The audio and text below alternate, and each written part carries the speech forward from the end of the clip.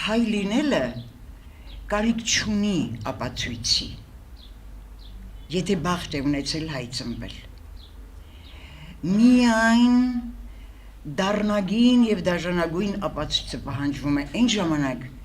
երբ որ դու քեզ կորցնում ես, երբ որ դու հեռանում ես քեզանից, երբ որ դու քո արժեքը չգիտես, այդ ժամանակ կամ կողքինն է ուզում ապացուցել, որ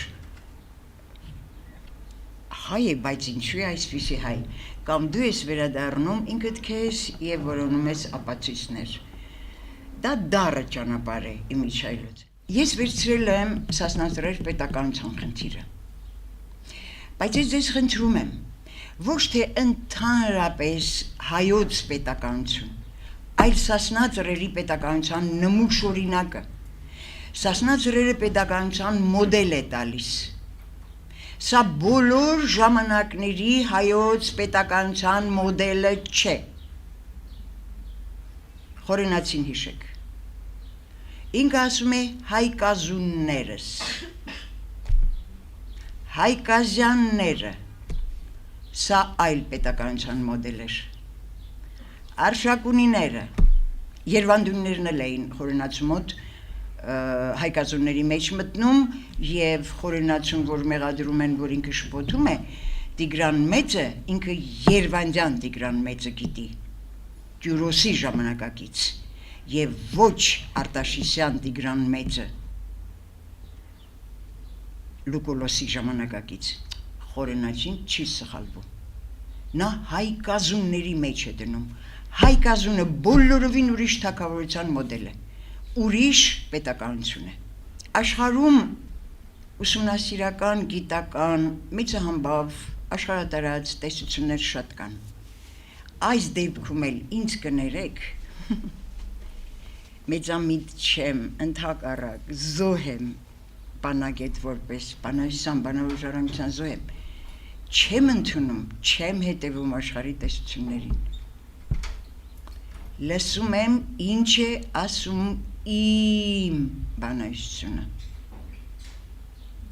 Եվ ինչ է ասում իմ ժողովուրդը, բանավոր, ինչ է ասել, ինչ է պատմել, ինչ է բերել, այ ես դրա համար եմ ասում, հայ լինելը վայելք է։ Եվ ապացուցել կարիք չկա։ Սասնա ծռերը, Սասնաձորեր պայմանավորվենք, որտեղ Սասնի Դավիթ չէ, նախ 4 ճյուղ է և բացատրելու հետո միայն, այսինքն ինչու ընտրվեց Սասնի Դավիթ համահավաքի վերնագիրը, 4 սերնդից ինչու 3-րդ սերունդը ընտրվեց, դա խորհրդային տարիներն էին։ Նաև, որ կոչվեց հերոսական էպոս, գրված է Սասնի Դավիթ հայ ժողովրդական հերոսական էպոս։ Ոչ հերոսական է, էպոսը միայն հերոսական չէ, և ոչ էլ հերոսներ են դյուցազուրները, հերոսանալու մասին չի խոսքը։ Նկատի ունեցավ սովետական վիպագիտությունը, խորհրդային պատմագիտությունն էլ հետը, ես շատ մոտիկ շրջան է, որտեղ 6 սերունդն է նաև նստած։ Հերոսական կոչվեց, որովհետև ազգային ազգագրական կռիվ պետականությունը կորցրել էր Սասունը, մեծ մահերից հետո Դավիթը վերականգնեց կորցրած պետականությունը։ Կռիվ եղավ, Մելիք Դավիթի մեջ կռիվ եղավ։ Միշտ աշխարհի բոլոր վեպերը ընտրում են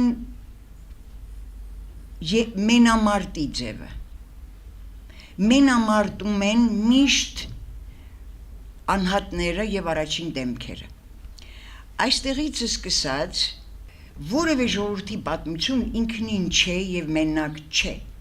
ինքը ընդհանուր պատմության շրջագծում է։ Ընդհանուր պատմությունը կլինի ինչ իմանամ շատ հին ժամանակները, որ ներփակ էր, ասենք միջագետք, բայց այդ ինչ ժողովուրդների, այդ ինչ նույնիսկ մեռած քաղաքակրթություն չկա, բայց մեռած ժողովուրդներ համարվող այդ հորջորջումն էլ սխալ է, ձուլվել են, կորցրել են պետականությունը, ձուլվել են, որ չմեռան, ամբողջ ժողովուրդներ չկան հիմա, խետ, միտանի, հիթիթ, խուրի եւ այլն, այսինքն մեռած քաղաքակրթություն տերմինի հետ էլ ես համաձայն չեմ, պետականությունը կորցրին, պարտվեցին, բավական երկար ժամանակ կորցրին, ձուլվեցին եւ տեսեք հայ ժողովրդին, այդքան անգամ պետականությունը կորցրեց ու չձուլվեց, չդարձավ մեռած քաղաքակրթություն, հենց այդ նույն տարածքում լեփ-լեցուն մեռած քաղաքակրթություններով ժողովուրդներ են, մեռած քաղաքակրթությունների պատմություն է միջագետքը, այն ժողովուրդներով, որ այսօր բնակեցված է, դրանք շատ ուշ եկվորներ են, չափազանց ուշ եկվորներ, այդ նույնիսկ որ սեմիտ են ասում, դրանք շատ ուշ եկվորներ են, Շումեր, Բաբելոն, Ասորեստան, իրոք Խուրիթ, Միտանի, Հայասար, Արմենաշուպլիա, այսինքն որտեղ էին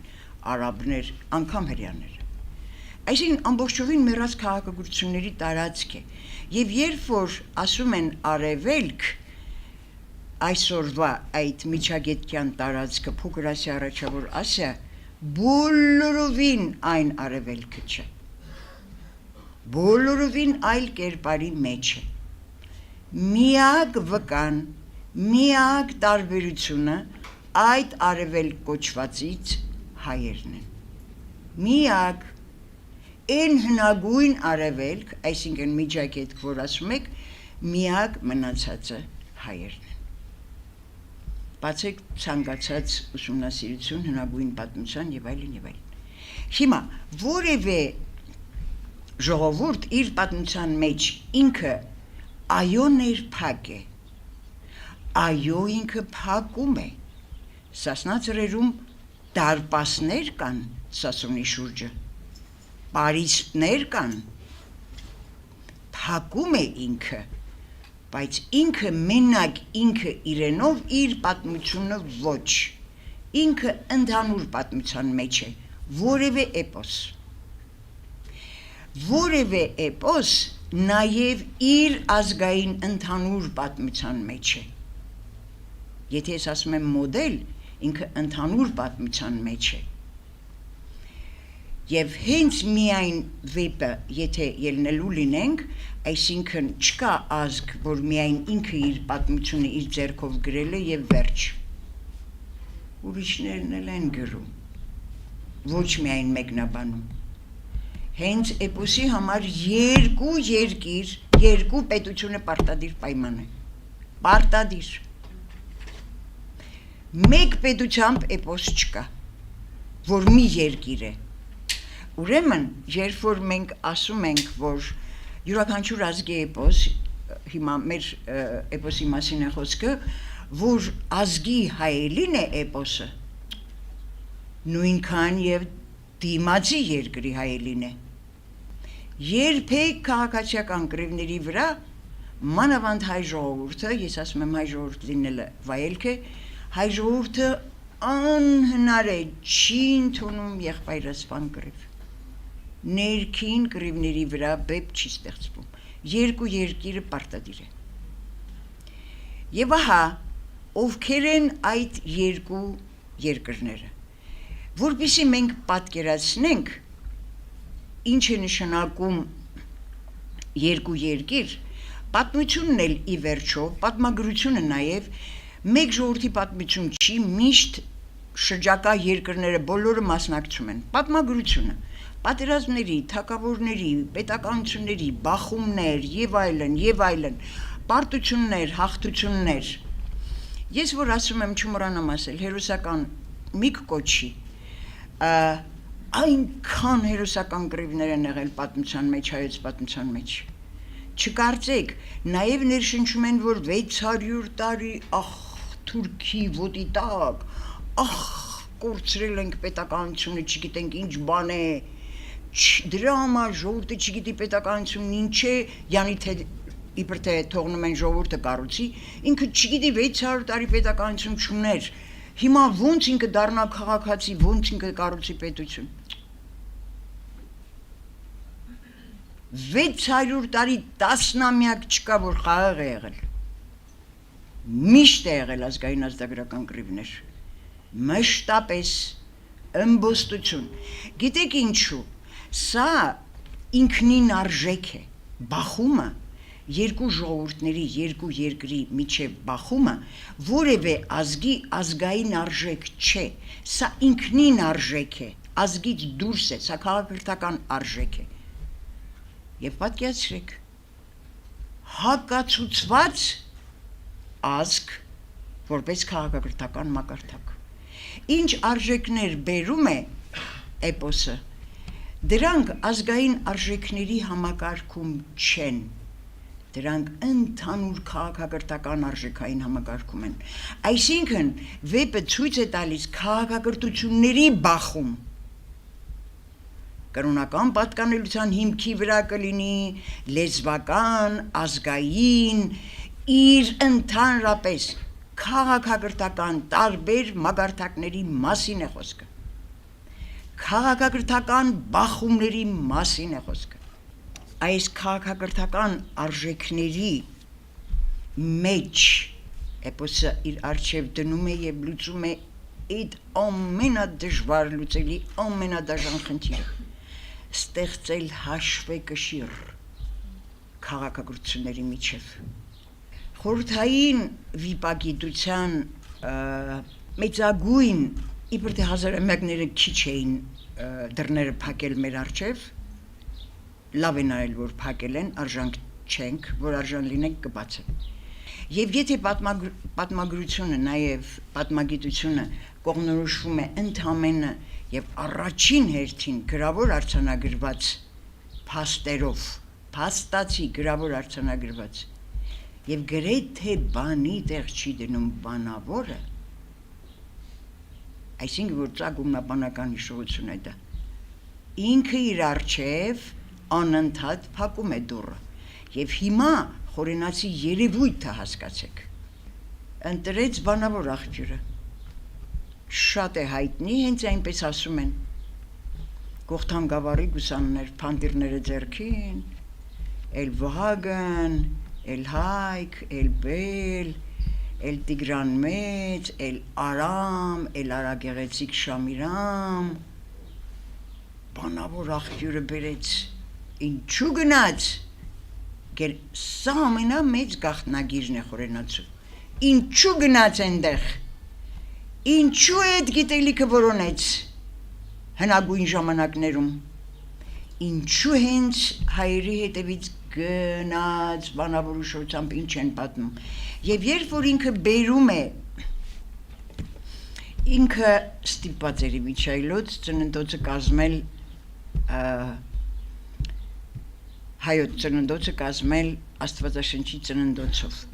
Աստվածաշնչյան ծննդոցը հավակնում էր տալ ամբողջի պատկերը, իբր թե ամբողջ մարդկությունը ինչպես է առաջացել։ Ամբողջ մարդկությունը իր բոլոր ազգատեսակներով ծննդոցում չկա։ Եվ խորենացին 5-րդ դար եկեղեցական, Սահակի Պարթևի Մեսրոպ Մաշտոցի աշակերտ, ասեց, էդ ես ինչպես եմ կազմելու ծննդոցը, են էլ նախարարական տներով, չէ որ Սարգ Բագրատունիներ իր մեկենաց, երբ Սուրբ Գիրքը մեկ ազգ ընտրեց, դրեց ծնգանը մյուսներին հիշատակելու անարժան, սա խորենացին է, հենց առաջին գլուխներում, ինչպես եմ կազմելու, են էլ Նոյից հետո, Նոյը ծննդոց գրքում որ երորդն է, այդ 3 Նոյի զավակներից իպրսեմ կամ հաբտ։ Այսինքն ծննդոցը հայտարարեց, որ ինքը մարդկության ամբողջի ծննդոցն է տալիս, բոլորովին ոչ։ Շատ ու շատ ազգեր և առաջին հերթին միջագետքյան հնագույն ազգերը չկան ծննդոցում, շումեր բառ հանդիպել եք ծննդոցում, իսկ մեր քաղաքակրթությունը ջրհեղից հետո շումերից է սկսվում, չկա, Ասորեստան Բաբելոն կա, Յովվան ուղարկում է անընդհատ Բաբելոնը ավիրելու, շումեր չկա, հայ էլ չկա, միայն մեկ անգամ Երեմիայի տեսիլքում։ Եվ Խորենացին դա բերում է ոչ նրա համար երջանկացած, որ գիտեք ինչ ծննդոցում մի անգամ հիշատակվում է հայերը, ախ շնորհակալություն ծննդոցին, ախ փառք իրեն։ Բերում է, որ այն ժամանակ էլ մենք թագավորություն ունեինք։ Երեմիայի տեսիլքում Յովան ասում է. «Մինչև հյուսային ազգերին չխնդրեք օգնություն, ոչ մի ձևով դուք Բաբելոնը չեք էլ կարողանա գրավել»։ Հյուսային ազգերը Խորենացին 10 անգամ ասում, վեհագույնը հյուսային ազգերի մեջ, եւ թվում է 3 թագավորություն։ Միննի, Ասքանազյան, գունդ նշանակում է երկիր, երկրագունդ ենք ասում, չէ՞ մենք։ Եվ Միննի թագավորություն եւ Արարատյան։ Արարատյանը սա չէ։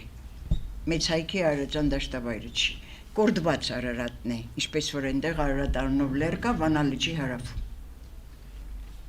Տիգրիսի։ Այս ձախապին։ Ուրեմն, եւ ինքը ասում է, այդ տեսիլքը ես բերում եմ, միակ վկայությունը, որ կա ծննդոցում, Երեմիայի տեսիլքի մեջ է։ Էն էլ 3 թագավորություն։ Բացեք Բարգիրք Սուրբ գրոց կկարդաք Միննին որտեղ է, Սևծովի հարավը, ճիշտ Խուրիի տարածքն է, հունիները, եւ Ասքանազը, Ալիշանն ասում է, նաեւ Ասքանազյան թագավորությունը, մինչև վերջերս, մինչև հիմա հույները Սևծովին, ոչ Պոնտոս են ասում, ոչ Սևծով, ասում են Էսքենազի, Ասքանազի անունով։ Այսինքն Միրթադ Տիգրան Մեծ Արտաշիսյան այդ բարեկամությունը, խնամիությունը, փեսայությունը պատահական էր։ Եվ Մամիկոնյանները, որ ճնած աշխարհից էին եկել, Չինաստանը մի կողմ թողած, Ճենիքը որտեղ է։ Այդ Համշենի այսօրվա տարածքը որտեղ է։ Դրանք ինքան վաղուց են։ Այսինքն Համա Մամատունին, որ գնաց է այնտեղ, կամ Մամիկոնյաններին, որ սպանվում էին, տանում էին այնտեղ թաղելու, դա էր իրենց ծննդավայր հայրենիքը։ Բյուզանդն էլ է ասում, Խորենացին էլ է ասում, բոլորն են ասում։ Համա Մամատունին, որ հետո նրա անունով կոչվեց Համշեն, դա ինքան ուշ է, շատ ուշ միջնադար։ Այսինքն շատ վաղուց։ Եվ Արարատյան գունդը Վանա լճի շրջակայքը ծննդոցում։ Եթե Երեմիան 7-րդ դար է, մեր թվարկությունից 600 քանի թվեր են նրա տեսիլքը բան, համենայն դեպս տեսիլքը Յովայի բերանում ասված չի թվագրվում։ Չթվագրենք 7-րդ դար։ Հիմա վերադառնամ Սասնա ծռերին։ Ստիպեցին Աբեղյանի պես մեկին, որ ինքը արաբական խալիֆատ, արաբական արշավանքներ եւ այլն, որ մեր Սասնա ծռերը մեր վերջին, մեր բիպական շղթայի վերջին օղակն է 9-ից 13-րդ դար։ Գիտեք ինչու, արդեն տոնել էին շոթ հարուստ ավելու 700-ամյակը Վագրենավորի։ Իսկ ասքերը, բիլինաները ռուսական 1000 տարեկան էին։ Որևէ ազգ խորհրդային միության տարածքում եւ առաջին հերթին հայերը, նաեւ դրա համար Ուրարտու տերմինը հորինվեց, Արարատյան թագավորությունը նույն այդ տեսիլքի Ուրարտու կոչվեց, ուրեմն չպետք է լիներ ավելի հին, քան մեծ եղբայրը։ Դրեցին 1000-ամյակ տոնեցին 39 թվին։ 9-ից 13-րդ դարը հակա էպոսագիտական է։ Էպոսը այդպիսի բան կյանքում չունի, մի բառ չունի։ Եվ ես հիմա կասեմ մոդելի պետականության նմուշօրինակի առիթով։ Այնտեղ կա Սասնու քաղաք, Մսրակ քաղաք։ Դրանք քաղաք պետությունների ժամանակներն է, պոլիսներն է, ինչպես պոլիս թագավորություններ։ Հեքիաթները ամբողջովին գնաց շատ ու քիչ Աստված գիտի, գնաց հասավ էսի թագավորի քաղաք պետությունների ժամանակներն են։ Սասունը իր 4 դյուցազուններով հայ ժողովուրդը չէ, տողմ է, տուն է,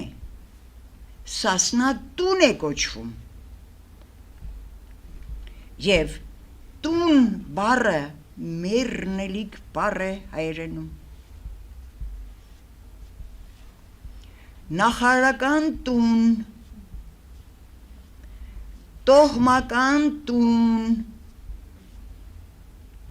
տանու տեր, նահապետ, տոհմի պետ,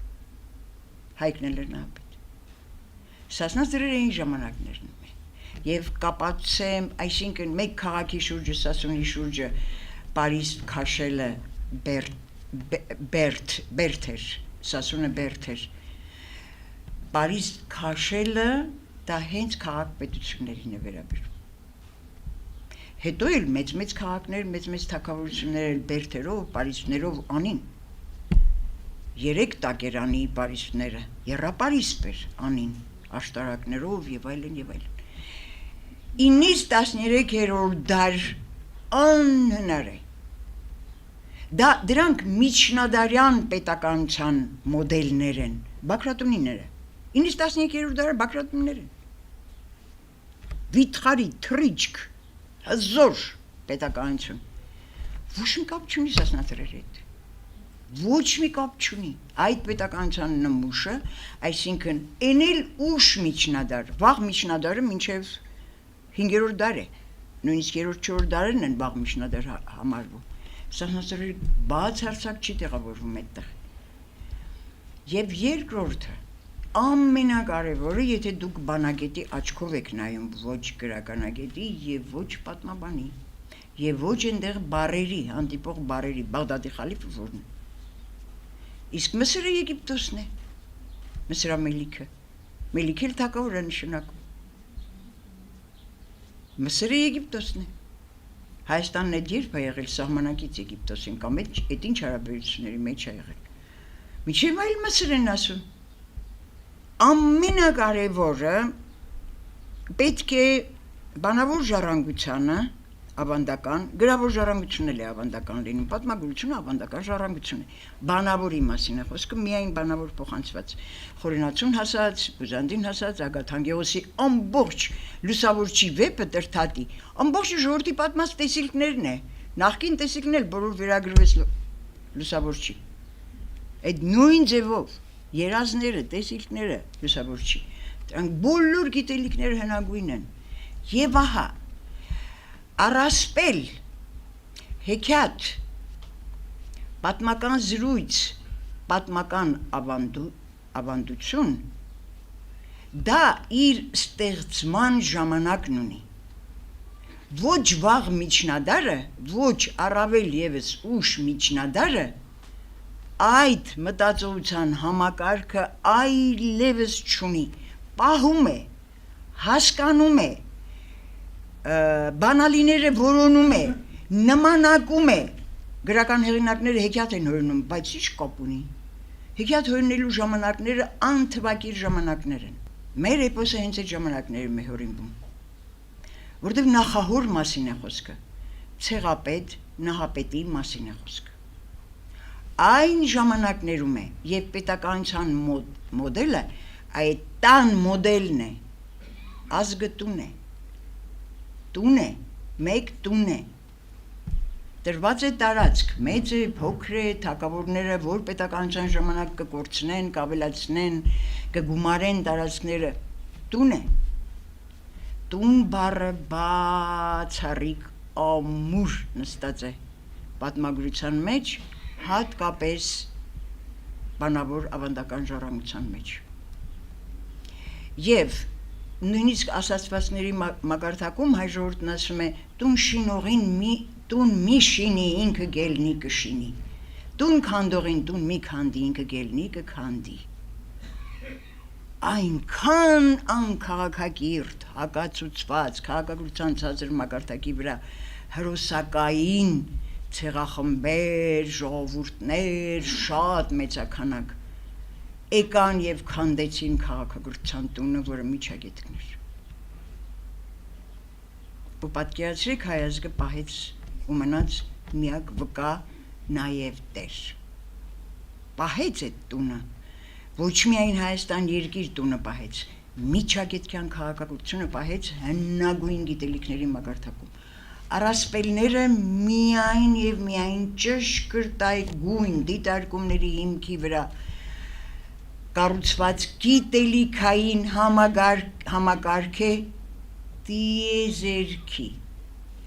գիտելիքները իր մեջ պահում։ Տիեզերական գիտելիքի համակարգ է առասպելը։ Կան տեսություններ, կա նաև ստրուկտուրալիզմ տեսությունը, կառուցվածքաբանություն։ Բոլոր ժանրերը բանայսան բերած պարեր կլինի ամենափոքրիկ ժանրից առաջ ասացված կավանդություն, առասպել, մինչև էպոս, բոլոր ժանրերը, մինչև կառուցվածքը չիմանաս, ոչինչ չես հասկանա այդ ժանրից։ Դա իր ներսն է, դա իր ողնուղեղն է, դրա վրա է կառուցվում։ Հիմա պատսեմ էպոսով։ Ուրեմն կառուցվածքն է առաջադրում պետականության խնդիր։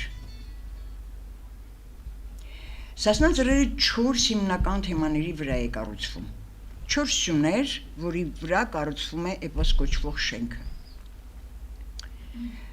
4 ճյուղեր են նաև։ Այս 4 բառի վրա խնդրում եմ ուշադրություն դարձրեք։ Ինչու 4 ճյուղ։ Վիպասացները ասել են, նույնիսկ Աբեղյանին երկրորդ վիպասացը Մոկացի նախոգերին, որ 40 ճյուղ է եղել, 40 զարմ։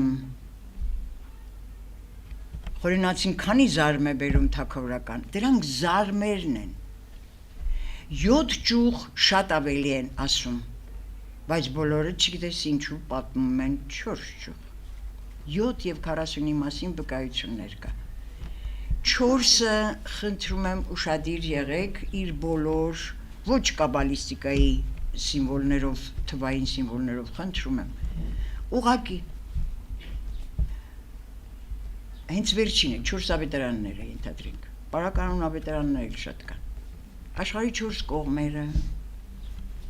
այս տարածքում կանոնավոր 4 եղանակները տարվա, ընդհանրապես 4 թիվը, ես չխորանամ, 4 ճյուղ, ունի 4 սերունդ դրուցազնական։ Երբ որ ասում են նաև արմտահայերը այստեղ էլ ասում են ավելի շատ սիրում են ասել ոչ թե ժողովրդական վեպ, այլ դյուցազնավեպ։ Ես դեմ եմ։ Դյուցազունների, երբ որ ասում են դյուցազուն, մոռանում են հենց դից արմատը, այսինքն Աստված կամ Աստվածացեղ, Աստվածազն, դից ազն կամ Աստվածորդի։ Իրենց դա շատ ձեռ է տալիս, որտև առասպելների ժամանակ, առասպելները ի վերջո աստվածացված տիեզերական գիտելիքները, տիեզերական մարմինները աստվածացված։ Ես դեմ եմ, Աստվածորդի չեն Սասնա ծռերը, տան անդամներ են, Սասնա տան անդամներ, ես կասեմ ինչու դեմ եմ, դյուցազն չեն իրենք։ Ուրեմն հրաշագործ է նրանց ծնունդը, Սանասար Բաղդասարի։ Ծովինարի պապ ջուր խմեց, մեկը լիքը, մեկը կեսատ, հղիացավ անապական հղիությամբ Մարիամից 1000 տարիներ առաջ, ջուր տարերքից և երկվորյակ ծնեց։ Մեկը կատարյալ ամբողջը, Սանասարը, ֆիզիկապես, գեղեցկությամբ, ուժի տեսակետով, մեկը կիսատ բուռ, Բաղդասարը սերունդ չունեցավ ի վերջո։ Ամուսնացավ, բայց Սանասարի սերունդը շարունակվեց, մեծ մեհերը, Ձենովանը Վերգոն, Սանասարի տղաներն են, մեծ մեհերի տղան Դավիթն է, Բաղդասարի մասին չի խոսքը, Բաղդասարն էլ ճյուղեր ունի, Ռուստամզալը Բաղդասարի ճյուղից է, մի քանի պատումներ պատմում են, վարպետագույն վիպասացներ, Բաղդասարը գնաց, Ռուստամզալը նրա զարմիկներից է, նրա զարմից է, Խորենացին սա գիտեր և ամբողջ համաշխարհային պատմագիտությունը գիտի, արևելագիտությունը, որ առաջինը Ռուստամզալի մասին հիշատակումը Խորենացին է։ Խորենացուց առաջ նույնիսկ պարսկական պատմագրության մեջ Ռուստամզալ չկա։ 5-րդ դար խորինացի Ռուստամզալ Տորքանգեղին Նախշքար Ռուստամին Տորքանգեղի մասին որ պատմում է, ասում են նույն բանը պատմում են Նախշքար Ռուստամի մասին։ Ժայռերը կոպում էր, ձեռքով նկարում էր վրան, ժայռապատկերներն է։ Տան մասին է խոսքը, սկիզբը կին գումարած ջուր տարերք, ամենաինքնարարվող, ամենազորավոր,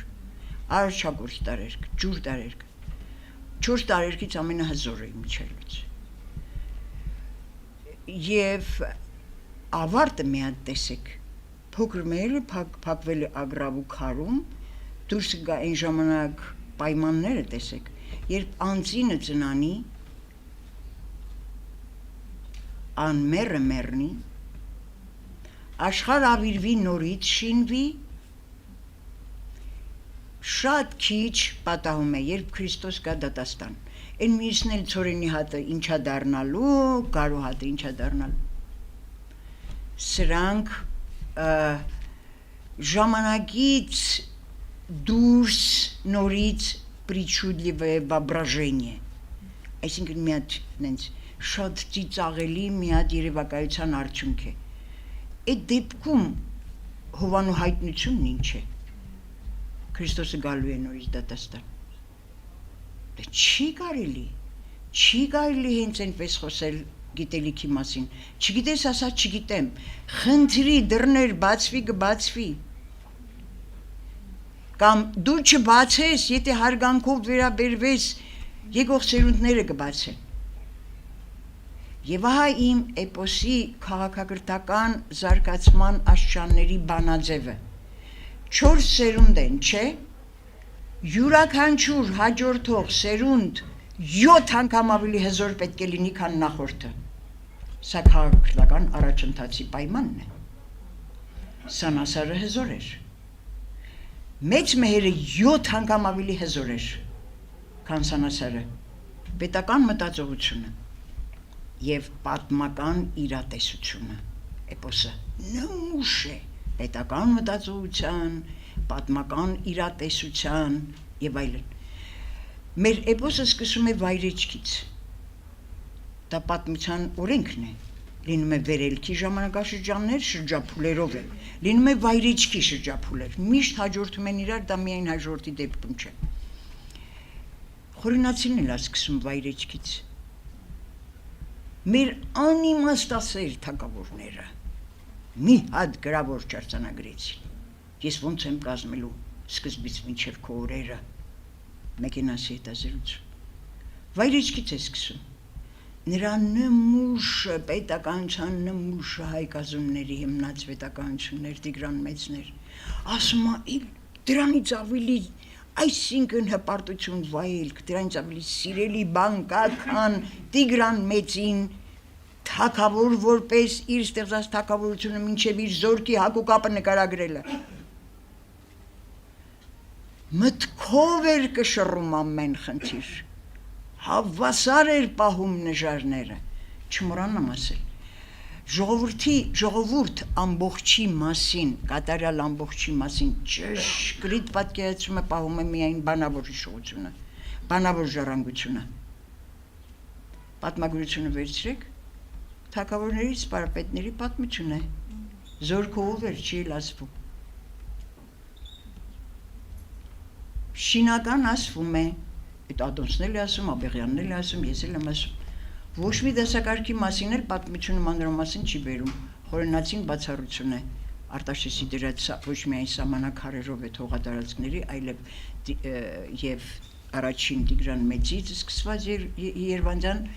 ուշադրություն դարձնելով, նույնիսկ Վրամշապուհը հատուկ հրաման է արձակում, քաղաքացիները հարկ են գյուղացիներին եւ գյուղացիները հարկ են, քաղաքի եւ գյուղի տարբերությունը կյանքի եւ կենցաղային մակարդակի մեջ չէ, մշակույթների տարբերություն է։ Գյուղն իր մշակույթն ունի, որ փակ պահում է, քաղաքը ենթակա ազդեցություններին կորցնում է ամենաթանկ բաները։ Քաղաքն այլ մշակույթ է ստեղծում, գյուղն այլ մշակույթ։ Միայն մշակույթով են տարբերվում։ Սկսվում է վայրեջքից, զոր ընդեղ էր։ Այդ 47 տարբերակ կասեմ, որտեղ ձեզ մատչելի է, դրանք 3 հատորով հրատարակված է 36-ին, 41-ին, 41-ին եւ 51-ին, 3 հատոր, 47 տարբերակ։ Տարբերակների մեծ մասը հավասար Բաղդադի խալիֆին, համահավաք Բաղդադի խալիֆը ասում, հավասար Ասորստանի սենեքերին է բերում։ Տեսեք, քանի հազար տարով է հետ գնում, 1500 տարով հետ է գնում, Բաղդադի խալիֆայությունը երբ էր, Ասորստանի թագավորությունը երբ էր, Ասորստանի սենեքերին եւ Բաղդադի խալիֆի ասում։ Ուրեմն, պետական մտածողության դեպքում բանակ ունենալը պարտադիր պայման է, եթե դու պետություն ես, բանակը, Մսրամելիքը զորք կապեց եկավ, ժողովուրդը մի բառով է նկարագրում, թիվ կար աստղերին, թիվ չկար զորքին, Դավիթ մենակ էր, Սասոնը զորք չուներ, այս բոլորովին ուրիշ բալանսի մասին է խոսքը, հարկ հավաքելը, հարկատու լինելը նույնիսկ նույն պետության ներսում դա պետության ցուցիչներից է, անպայման պետք է հարկ տան, հարկ հավաքեն, ինչով է գոյություն ունում պետությունը, վերցրեք գերհզորներից մինչև մեր պետություն, հարկը, պարտադիր է, այսինքն այն, որ ես ասում եմ վայրեջք, Գագիկ թագավորը ենթադրենք համահավաքիչեր իմացածով, Բաղդադի խալիֆ շատ զորունդեղ էր, այսպես է սկսվում համահավաքը,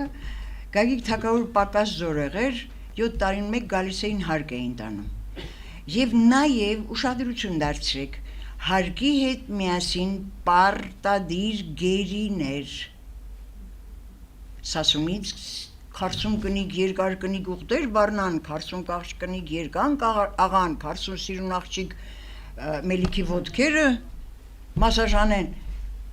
Ես գիտեք, մաժել է ասում ժողովուրդը։ Ուրեմն, ես գիտեք երբ է, պատերազմները իմիջալուց մինչև 4 համաշխարհային կրոնները երբեք կրոնի պատճառով չի եղել, երբեք կրոնական պատերազմները սկսվեցին 4 համաշխարհային կրոնների հետ միասին, եղել է ամենատարբեր պատճառներով, ստրուկներ, որպես աշխատող ձել, թալան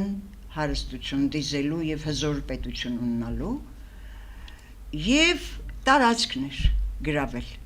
կրոնական չի եղել պատերազմ, առաջին կրոնական պատերազմը Վարդանանց պատերազմն էր, ավարայր, կրոնական առաջին պատերազմ, այսինքն այդտեղից սկսվեց 4 այնտեղ բոլորովին ուրիշ պատճառներ են եղել, և ահա Սասնա ծրերը պահում է այդ հարկ, ինչքան որ բաներ կան, սեպագիր արձանագրություններ կան, այդ սալիկների վրա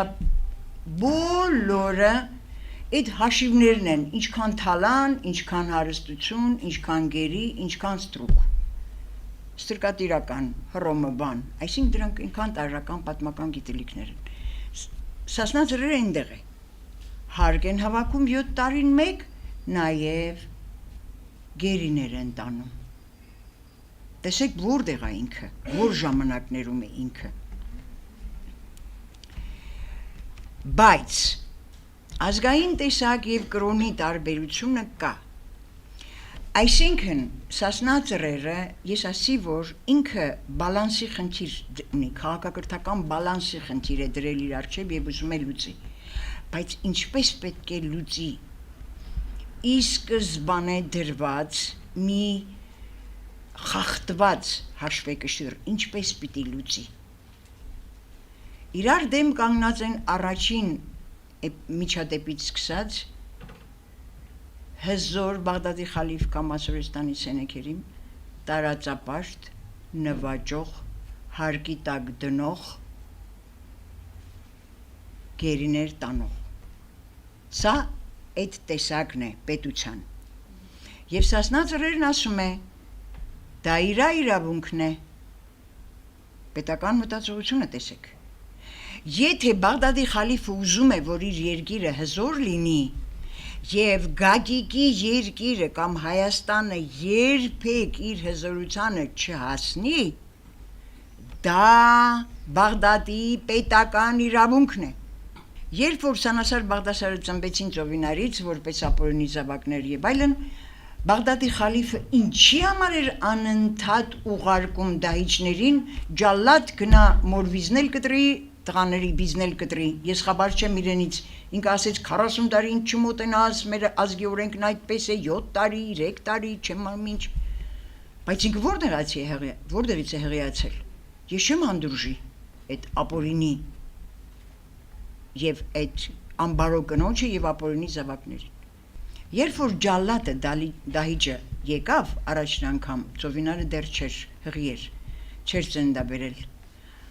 ասեց գնացեք Բաղդադի խալիֆին կամ Սենեքերիմին, ասեք ձեր երկրում օրենք չկա, կարելի է հեղը կնոջը սպանել, թողեք ծննդաբերեմ, այս երեխաներն ինչ մեղավոր են, թողեք ծննդաբերեմ, լույս աշխարհ բերեմ այս երեխաներին։ Գնացին ասեցին, Բաղդադի խալիֆը հավաքեց իր սինոդը, պալատականներին, իմաստուններին, ասաց Ծովինարը այսպիսի մի լուր է ուղարկել եւ կարծեմ ամութանք է տվել, ասելա ձեր երկրում օրենք չկա, ու պալատականներն ասում են ճիշտ է ասում, իդ ինչ սխալ բան ենք արել մենք, իդ ոնց ես դու սխալվել լինելով հզոր պետություն։ Տեսեք ինչ է դավանում Սասնա Ծռերը, հայ ժողովուրդը իր էպոսով եւ ինչ է թելադրում Ծովինարը։ Համբերեք ծննդաբերի, ծննդաբերեցին ջալլատ գնա, մոր գլուխնել, երեխանց գլուխնել, եկավ, ասեց ձեր երկրում օրենք չկա, նորից անորեն գործով եք եկել, թողեք մեծացնեմ, ինչ են արել այս մանուկները, հա ես եմ ապօրինի հղիություն, այդ ձեր խելքի բանը չի, չեք հասկանա, ասում եմ ջրից եմ հղիացել, կույս եմ, չեք հասկանում, քաղաքակրթական տարբերություն։ Այսինքն դիմացի պետությունը տիեզերական այդ գիտելիքը չուներ, տիեզերաստեղծ 4 տարրերի մասին չուներ, ջրի մասին արարչագործ ինքնարարվող այդ գիտությունը չուներ, դիմացի պետությունը, հզոր էր, հարգի տակ էինք, չուներ, և ահա սպասեցին, դարավ 2-3 տարեկան, անընդհատ այսինքն միշտ դահիճին ուղարկում էր, պատվախնդրություն էր, էդ էլ է թագավորի իրավունքը, բայց որն էր դահիճ ուղարկելու ոչ այնքան Ծովինարի, որքան երկու երկվորյակների գլուխը կտրելու, վիզը կտրելու, նաև Ծովինարն ասաց, սրանք թագավորական զարմ են, հիմա քեզնից է եղել, քեզնից չի եղել, թագավորական զարմ է, թագավորի աղջիկ էի, ձեր երկրում օրենք չկա, թագավորի զարմի վրա սուր չի բանի, հեքիաթները լիքը լցված են դրանով, թագավորի տղի վզի վրա սուր չի բանի, եկեք տեսեք գիտելիքից հեռանալու սոսկալի փաստերը տեսեք արքայական տոհմերը եւ մեր պատմագրության մեջ մինչեւ Ռոմանովներ, մինչեւ վերջին մանուկը կտրեցին, Խոսրովը, Անակը, Պարթև, նրա որդի Գրիգորը լուսավորիչի, այդ պատմությունները, այսինքն չի կարելի, դա այդ օրենքներով ապրող հայ ժողովուրդ, չի կարելի, եւ միշտ եթե դուք տեսնում եք, որ դրսի դրդմամբ նենգաբար Խոսրովին, բոլոր տիրիտի աչքերը հանել, նենգաբար դրսի, սրանք քաղաքակրթական բախումներ են, եւ հայ ժողովուրդը չգիտես ինչու, իր ուսերին վերցրեց քաղաքակրթական վիթխարի, իրար հակացուցված բախումնալից իրադրության մեջ իր վրա վերցրեց հաշվեկշիռը, բալանսը, քաղաքակրթությունների բալանսը, բայց Բաղդադի խալիֆը դե ասվում է, նրանք ասում է սովորական չէին, ուրիշի տղաներ տարով կմեծանեին, սրանք ժամով օրով էին մեծանում, 3 տարեկան էին արդեն, եւ Բաղդադի խալիֆը վախ ուներ արդեն, պետության համար էր վախենում, ինքը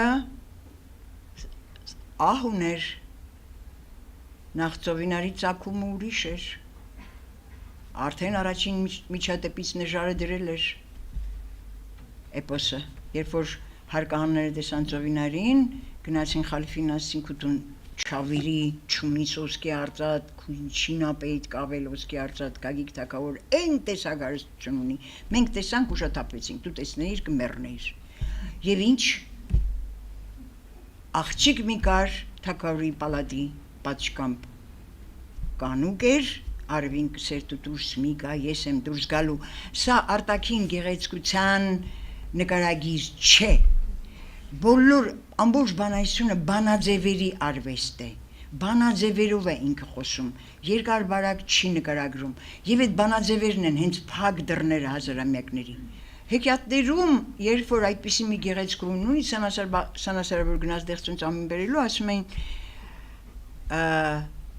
հողեղենը տարավ հրեղենը։ Հեքիաթների բոլոր աղջիկները հրեղեն են։ Հուր տարերքն է նրանցը, իսկ այդ որ երրորդ հազարամյակում է եղել, հորինվել հեքիաթները, առասպելները, երբ որ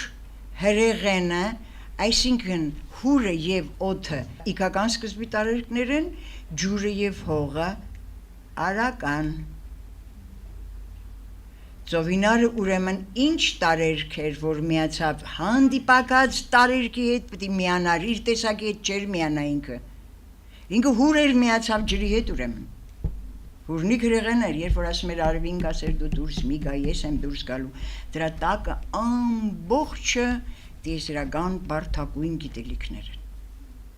Եվ գարասկոպը բախտագուշակ գիտեն 12 կենդանակերպերի կանոնակարգումը և այլն։ Ինչևէ, ուրեմն, լույս է, լույսը բանավոր ավանդական ժառանգության մեջ, լինի ազգագրություն, լինի արհեստներ, լինի ճարտարապետական կառույց, լինի նաև էպոս, այդպիսի ժողովուրդ ես չգիտեմ լույսի այդպիսի հավատավոր։ Մոլորակների հայկական անունները ամբողջը լույս է,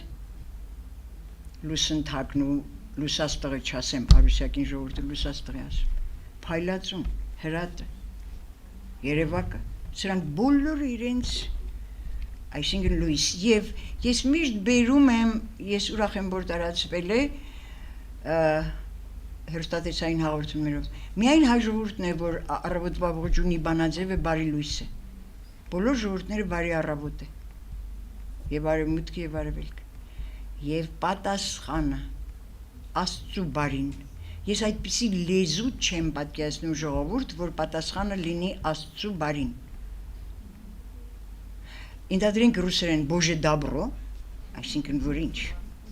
կամ գիշերը, որ ասում է գիշեր բարի, պատասխանը լույս բարի,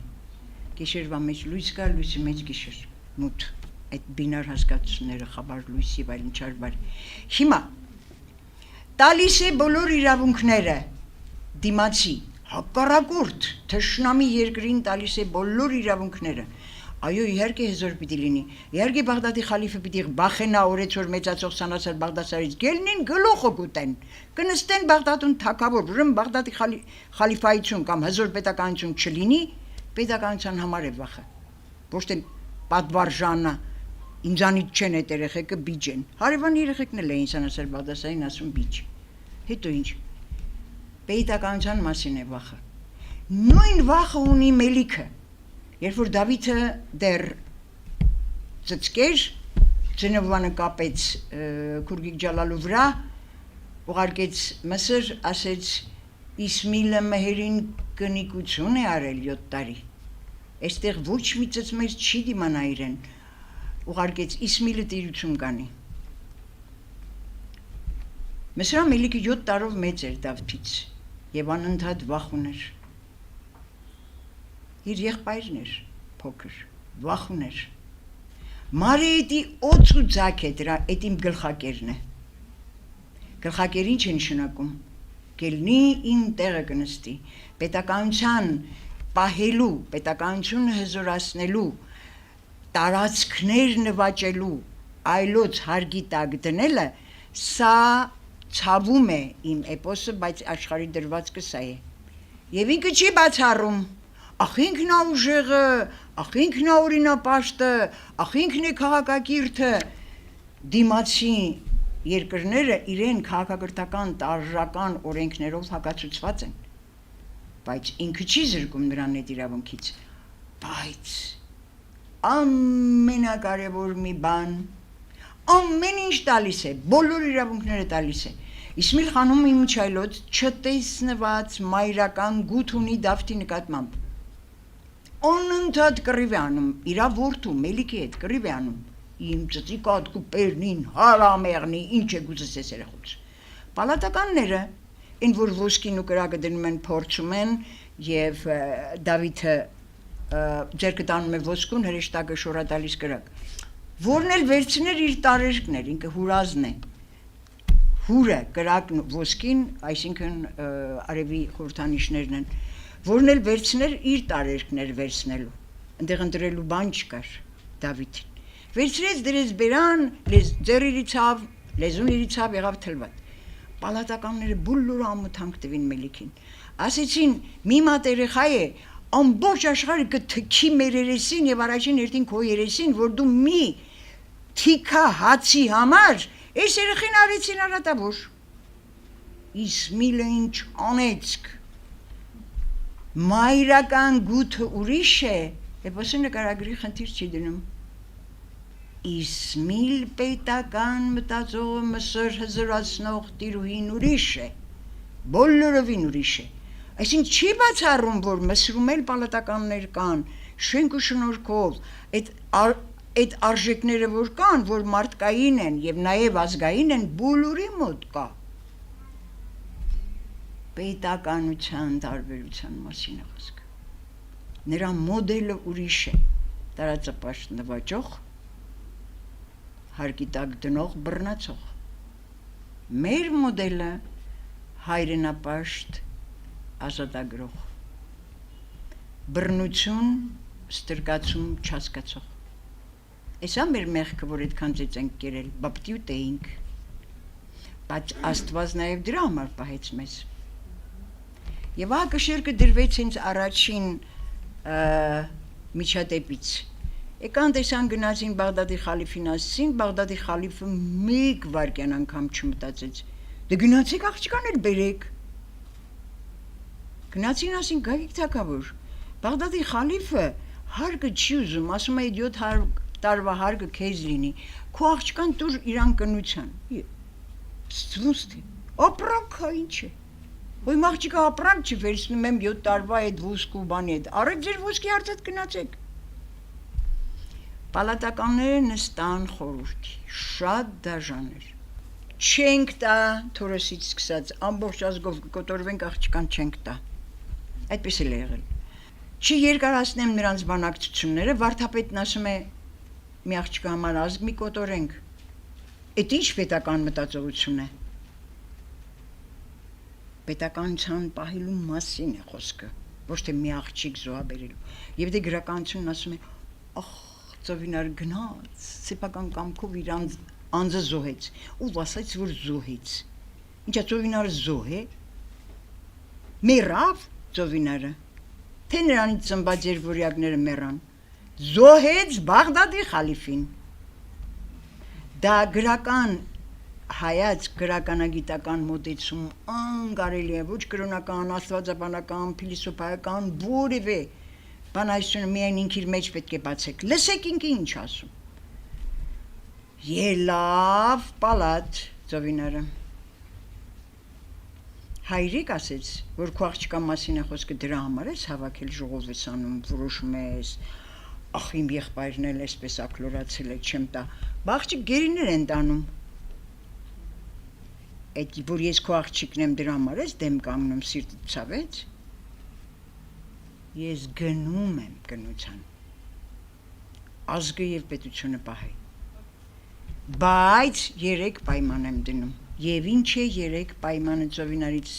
էս է բանալին, պետականության բանալին էլ սա է, ինձ քո պալատ չտանես, քո պալատի կողքը պալատ կկառուցես, ես առանձին եմ ապրում, դու առանձին, մնում եմ իմ ազգի օրենքներին, դու քո ազգի օրենքներին, Այսինքն ծովինարից սկսած ինքը բոլորովին չի բռնանում։ Եթե երեխա ունենամ, ես իմ օրենքին եմ կնքելու դարձնելու։ Սրանք մարդկային են, նկարագրային են, բայց էպոսի խնդիրը նկարագիրը չի եւ կերպար կերտելը չէ, էպոսում կերպար չկա, կան առաքելություններ։ Ինչ միսիա ունի յուրաքանչյուր կերպար, էպոսում չկա կերպար, որ չունենա միսիա,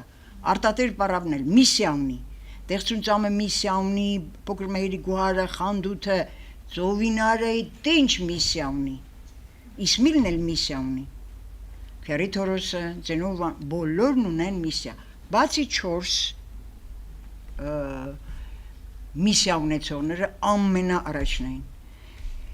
եւ այստեղ բացառիկ մի հատ ուշադրություն դարձրեք, այս հարցը սոսկալի արհամարանքով է քննարկվում, ախ մեր նահապետական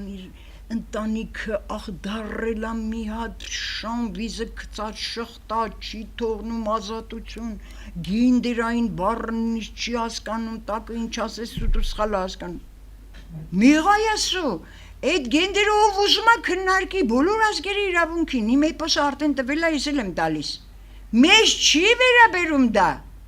մեզ դա չի վերաբերում, առաջին միջադեպի չի վերաբերում Սասնաձրերի, ես իմ որ 3-րդ հազարամյակում ստեղծված, տուն տոհմի մակարդակում ստեղծված, քաղաքապետության ժամանակներում ստեղծված, ելավ պալատինքը որոշեց, ոչ հերը, ոչ վարդապետը, ոչ եղբայրը, ոչ պալատականները, ինքը ելավ որոշեց, և դիվանագիտորեն որոշեց, առաջին կանացի կերպարը, որը հավասար է, ասեմ, որևէ էպոսում, այ Իլիականը Հեղինեի պատճառով, բոլորովին ուրիշ բան է նա, Հեղինեն ոչ մի բան որոշելու ոչ մի իրավունք չունի, ի սկզբանե չի ունեցել, Պարիսը իրան կփախցնի, Զևս ու Հերա կխառնվեն այդ կռվին, ոչ մի իրավունք չի տվել, և հայուհին պատմության առջև հատուկ ուսումնասիրել է Վարդան հայր Հացունի Մխիթարյաններից, ասում է միայն բոլոր ժամանակներում հայոց թագավորի կողքին էր նստած հայոց թագուհին, ոչ Պարսից արքայի առաջին տիկին, ոչ Հունաստան, ոչ Ռոմ, հավասար տանտիրուհի էր, ինչ հյուրընկալ է, ինչ հյուրասիրություն, հավաքվեին աշխարհի գերհզորները, միայն հայոց թագավորներ կնոջ հետ։ Եվ օտար աղբյուրները քսենոֆոնն է բերում Կյուրոսի վարքի մեջ, Կյուրոսը գերեվարում է նաև Հայաստանի թագավորին, իր ընտանիքով և իր Տիգրան տղայով։ Տիգրանը Կյուրոսի պալատում է մեծացել, ինչպես Արտաշեսյան Տիգրանը 40 տարի Պարսից պալատում պատանդ էր, Դավիթը որբ է, սա պարտադիր պայման է էպոսի, բոլոր առաքելություն ունեցողները, լավ կերպար ասենք, հասկանալի մակարդակում, պարտադիր անցնում են որբություն, թշնամական միջավայրը պարտադիր է, այնտեղ, չեմ կարող ասել ինչ ուղղությամբ պարտադիր, արդյոք գնալ նաև այդ երկրներում տարածել այդ քաղաքակրթական օրենքի գաղափարը, գիտելիքը և այլն, ինձ կհիշեցնեք, որ ես ամենակարևորն ասեմ, ամեն իրավունքը տալիս է, հիմա ասեմ, ոչ մի գաղտնիք տոհմական չի տալիս Բաղդադի խալիֆին, Մսր Ամիլիքին, տոհմական ժառանգությունը ինչն է, գաղտնագիր տոհմական հզորագույն ուժի և իրեղեն տեսքով և բանաձևի տեսքով, Քուրգիկ Ջալալին, Կապեին Խամբուքին, Ռազմի հանդերձանքը, Գուտինի գլխին, Քամարնի մեջքին, Ջզմենի ոտին, Քուրգիկ Ջալալին, թուրքեծակին, տեսել եք, որ թուրքեծակին ընգնի Մսր Ամիլիքի ձեռքը, կամ Բաղդադի խալիֆի, այդ գաղտնիքները տոհմական ուժը, ինչքան էլ նեղտեղն ընգնում Բաղդադի խալիֆ, Սենեքերի, Մսր Ամիլիք, դուք տեսել եք ինքը ունենա երթմնաբանաձև, հացնուգինին տեր կենթանին մարութապանցրիկատ աստվածածին խաչ պատրազին վրիմաց պազկին, կամ սուրտ նշանը, որ ծոցներ կամ մեջքիներ։ Դրանք են տոհմական հզորության բոլոր խորհրդանիշ չեն։ Ուժեր, հզոր, խորհրդանիշն էլ խորուրդ պիտք է ունենա, խորուրդ, իմաստ, գաղափար, գիտելիք դրան նշանը։ Եվ ահա այս բանաձևի առիթով Դավիթ մելիքը գցեց Դավթին հորը։ 40 գազական հոր էր փորել, արի նստենք հաց ուտենք, վաղը կմենամարտենք։ Խապեց գցեց, չէ՞։ Հորը։ Հիմա հորում է Դավիթը 40 ջախցի քար դրեց վրեն, ջրաղաց քարն էլ բոլորովին պատահական չի, դա բոլորովին ուրիշ իմաստներ են, ամբողջը գաղտնագիր գիտելիքներ են, 40 կոմշի կաշի քաշեց, գոմեշը, երինջը, որ աստվածության, մայր աստվածության ամենամեծ սիմվոլն է, կովը, միջև հանդկաստանում, իսկ այն ժողովուրդները, որոնք մայր աստվածությունն են, ի սկզբանե նրանք ամենահնագույնն են։ Երբ որ Հովանն ասում է Դավիթ անիրավ մորցերիս քու խերանական կանչի հացնուգինին տեր կենթանին մարութապանցրիկ աստվածածին ձեն գմկմպալով ընգավ հորի մեջ Դավիթ սա հերենական ձեն էր ընգավ իմ անգաչ։ Այսինքն այդ տոհմականը ձենով որ ասում են, այդ որ բարձր էր գոռում 7 սարի ծենքով գոմշի կաշի որ փորը չպատրի, դա այսպես կոչված մոլորեցնում է, բարձր ձայնի մասին չի խոսքը, ձենով Հովանի առաքելությունը, միսիան, լսել բոլոր տոհմերի ձայնը, փոխանցել բոլոր սերունդներին, դրա համար են անմեռ, հաղորդակցող է Հովանը, բայց ինչին տոհմական զորությանը։ Ես ասի վայրեջքից է սկսում էպոսը, վերելք վայրեջքը պատմության օրենքն է, նաև պատմության իրավունքն է ինքնակրկնելիության օրենքը, պատմությունը ինքնակրկնվում է դրա համար է այնտեղ գրված ժողովողի բերանով ոչի շնոր բան այս արևիտակ։ Պատմությունն ունի ինքնակրկնելիության օրենք, էդի որևէ մեկի ձեռքը չէ, պատմության ձեռքն է։ Եվ ահա, մերը չկա, Դավիթը մանուկ, ուղարկեցին Մսր, Մսրում է, վերադարձավ, թաքցնում են Դավթից հարկը, հիմա Մսրամելիքին են տալիս 7 կոտ ոսկի, Դավիթը ըստ գրական, դիտանկյան, վախեցած, ձենովանը չոքած, հնազանդ, գլուխն էլ ծռած, կոտերով ոսկին չափումա տամած կոզբատնին բադին սուդին չարխադին։ Դավիթը իր համար լոր է, ճնճղուկ է որսում արտատեր պարավի, արտում, ամենա հզոր, սասնա տնից չի, դյուցազնուհի չի, դեղցուն ծամ չի, խանդուտ չի, գուար չի, արմաղան չէ, ամենահզոր կերպարը արտատեր պարավը, բոլոր տոհմական զորությունների տեղը գիտի,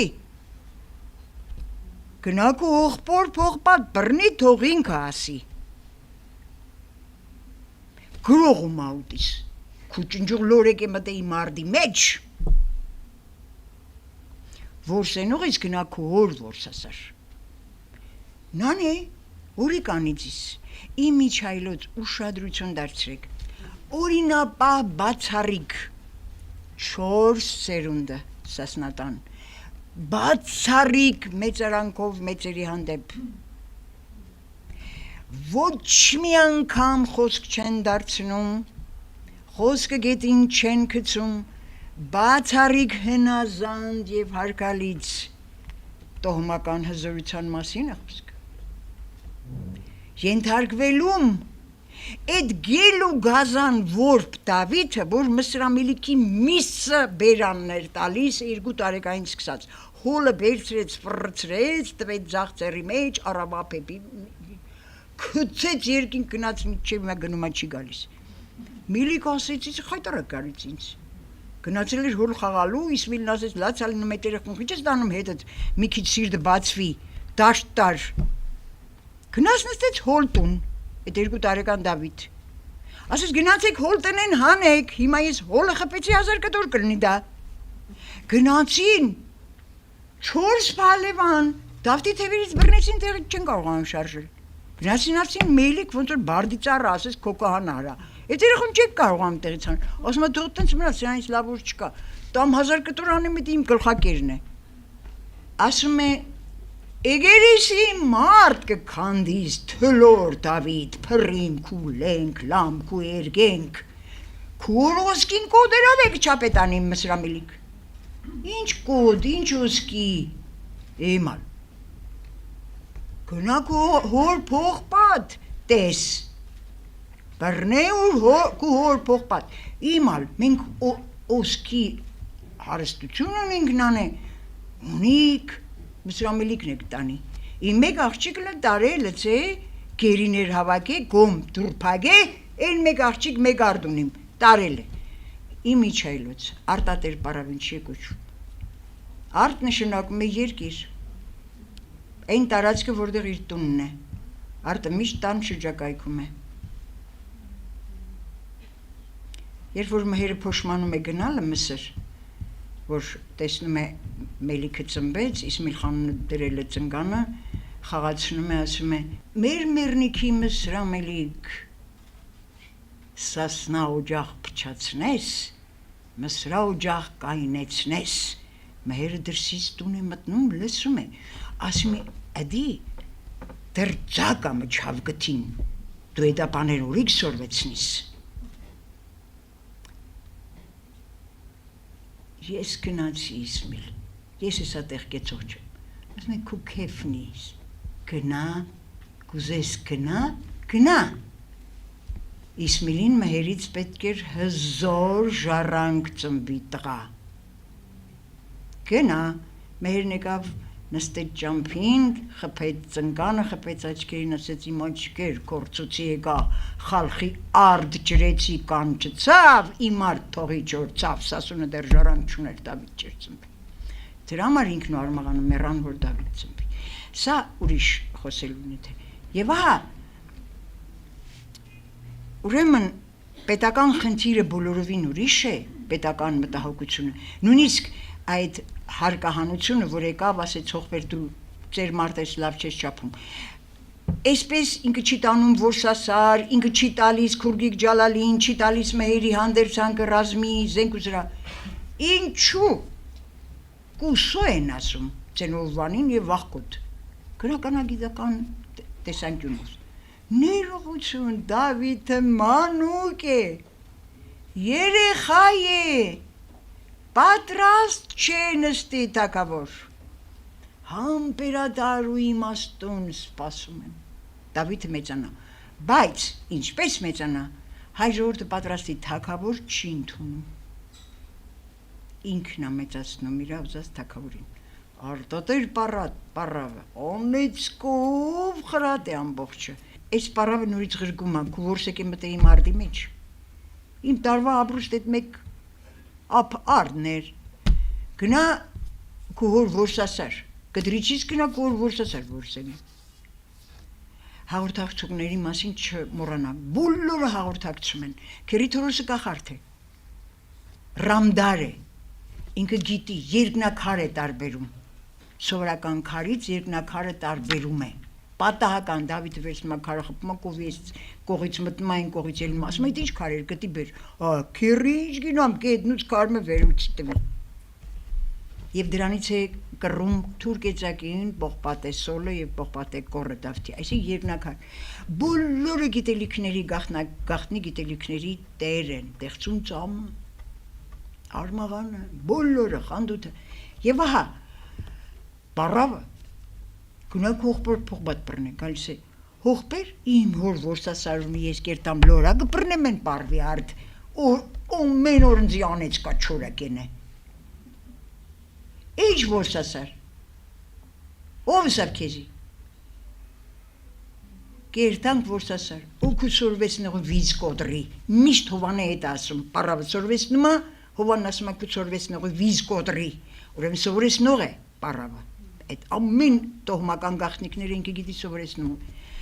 Եվ Հովաննիչի ասում վիզ կոտրի ժամանակը չի դեռ։ Լավ հերու է չմ կրնայր տանք։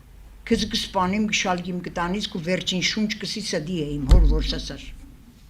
Բիշ դիանի ձենովան գնում։ Մինչև տեղ են հասնում իրոք գիշեր, մուտը տալիս է վրեն, ձենովան ինչի չի տանում որ սասար։ Գիտի որ սասարում ինչ է տեսնելու Դավիթ։ Դեռ ժամանակը չի։ Չի հասունացել պահը։ Գիտի ինչ է տեսնելու Դավիթը եւ չի ուզում որ տեսնի։ Ինքը քնում է Դավթի անթարու փեշը դնում է գլխի տակ։ Ձենովան քնավ, հողբեր քնավ Դավթի քուն չտարավ։ Ելավ նստավ, տեսավ հերուն լույս, կապուտ, կարմիր, կանաչ, կալի մի տեղ լուսավոր վեղեցերեք։ Էնից ելնի էր դա դբայդ լույս, տեսավ անթարու փեշ հողբոր գլխի տակ, գլուխուշիկ դրեց։ Գեդին ինք ելավ գնաց։ Մութ խսծավ, չասկծավ էդ ինչ լույս է։ Ձեր պահեց բոց, կալի միջա բոց։ Ձեր պահեց բոցի վրեն ձեր չիրիցավ։ Հող թալեց բոց չնցավ։ Դավթի ջան սրսփաց։ Դողաց, դողնգավ ջան։ Նետոաղով շուրջը բոլորը կլոր գիծը չմորանակ։ Կլոր գիծ քաշեց փակ շրջան, եկավ հողբերը լքնած։ Նստավ գլխավերև լաց։ Արցունք կաթած հողբոր իրսին թրավելավ։ Ասեց հողբեր վերելի։ Ձի հեր չունիմ, ձենիս խերութին։ Հողբեր վերելի շապատ օր ամբիցք գիրակի պատարակ։ Են ինչ լույս էր ընդեղ։ Ասեց լավ հովիվ է, կրագ է գվարին, միսը կեպին կուդին։ Ոչ մի հովիվ, ոչ մի կրագ կացեր իմ տեսերիմ։ Հող իմ թալ է չնցնա ձեր պայլիմ վրենք, չվարիմ ձեր ինչ լույս է։ Ձենովան լաց, սավ անի քոհոր կերեզմանից է գբոխային լույս։ Այսինքն արևի մեր իմացած արևը լույս եւ ջերմություն տիեզերական բանականության լույսը երրորդ աշճանն է,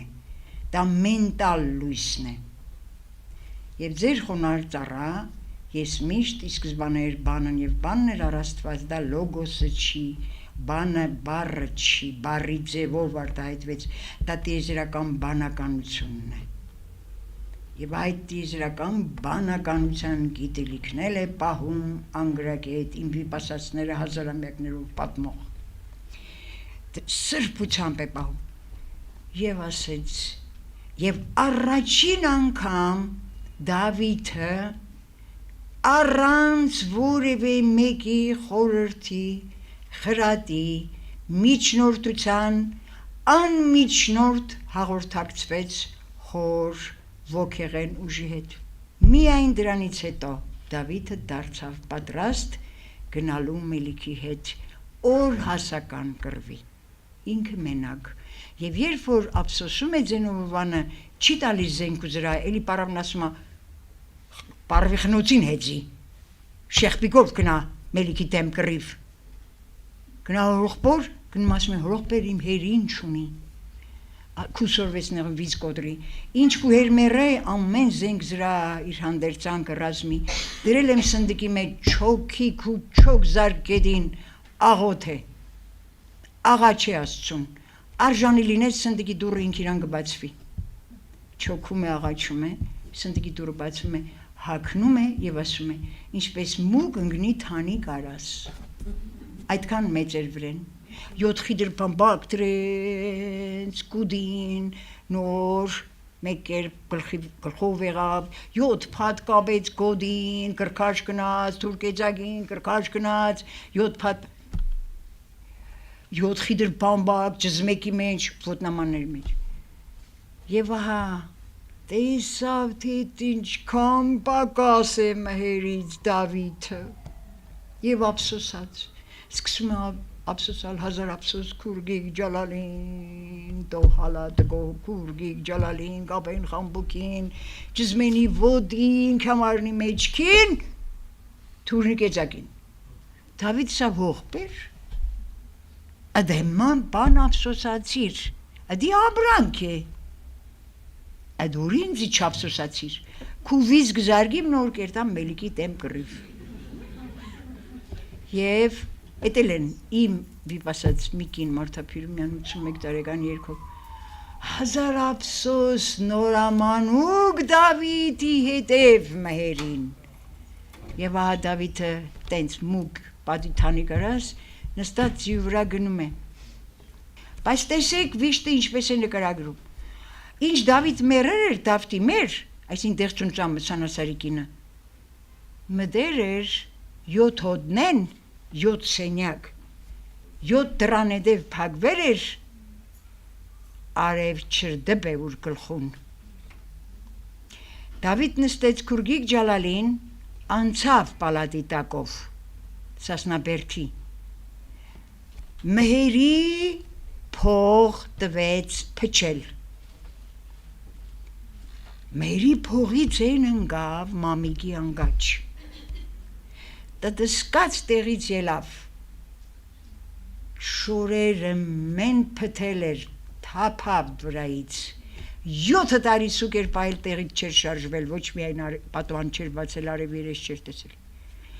ելավ տեղից մոտեցավ պատուհանին այսպես է ինքը բացադրում աղջիկ են կանխորոդ էր արևին քսեր տուտուսմի էլի տտսկաց ելավ կայնավ շորեր վրից թափավ փթեր էր էսա կամ քուրգիկ ջալալու վիշտը երբ խապում գցում է հորը քուրգիկ ջալալին խելրավ գնաց կամ Դավթի մահից հետո էլ չկարողացան քուրգիկ ջալալուն բերեն ելավ Սասնասարեր տուն չեկավ վշտից Դավթի գդակը տանում են քթին օխայ Դավթի հոդարա նոր վերադառնում է այսինքն այսպես է զուսպ իշլացուկուց ինչ ողբերգականություն ինչ բան Այսպիսի ներշնչանք չկա, սրունտները միշտ իրանք սենց են զգացել իրենց Ուրեմն մամիկը մոտեցավ ասեց քուրգիկ ջալալու անունը մենակ ինքը գիտեր գախնի անունը Մուրադ մերնիմ քի Մուրադ մղրագետի անունն էլ Մուրադ է իմացեք Եվ կարծում են թուրքերենա թարգմանած մերնիմ քի Մուրադ իմ նորամանուկ տանիս Կատնախպուր լող գնա 7 օր քնի կատնախպրի ջուր խմե դուլը կատնախպրի ջուր խմիս արձաս կատնախպրի բոլորի խոդ զարտնավ կտանիս մհերի պող պատեսուն փորձակար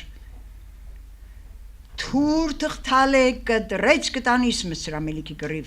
չկդրես կդարցնես ետ կբերես։ Պողպատեսյուն, էտեն պողպատն է, որի ոչ բաղադրությունը գիտեն, ոչ համաձուլված կգիտեն։ Մինչև հիմա այդ պողպատեսյունը դեռ կա, էպոսում պատմում է։ Այսինքն գնաց, խմեց, քնեց, զարթնավ, պդրդուն ընգե ջան, Գլխայ գլխից թրե, գոդին կխեղտե մեջ կկդրե, ջզմեք, այսինքն էդին ցավ է, 7 անգամ ավելի հզորացել էր եւ այդ 7 անգամ փոքր էին մայրի շորերը իր վրա։ Այդ ջուրը, շնորհակալ եմ ամեն ձեզ նվեր։